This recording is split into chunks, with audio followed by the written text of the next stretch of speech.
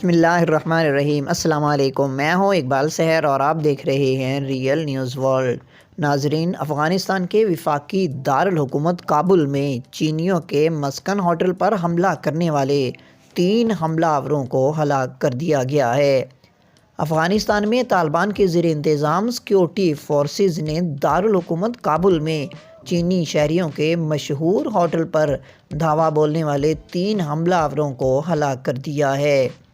طالبان حکومت کے ترجمان ذبیح اللہ مجاہد نے کابل میں اس حملے کی تصدیق کی ہے اور کہا ہے کہ حملہ اب ختم ہو چکا ہے اور اس واقعے میں کوئی غیر ملکی ہلاک نہیں ہوا۔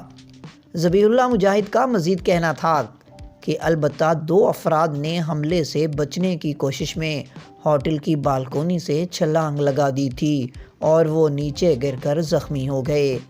کابل پولیس کے ترجمان خالد زدران کے مطابق مسلح افراد نے سوموار کو مقامی وقت کے مطابق دوپہر 2:30 بجے کے قریب اس ہوٹل پر حملہ کیا تھا اور اس میں عام لوگ ٹھہرے ہوئے تھے۔ ادھر چین کی سرکاری خبر رساں ایجنسی ینہوا نے خبر دی ہے کہ یہ حملہ ایک چینی گیسٹ ہاؤس کے قریب ہوا اور کابل میں اس کا سفارت خانہ صورتحال پر گہری نظر رکھے ہوئے ہے۔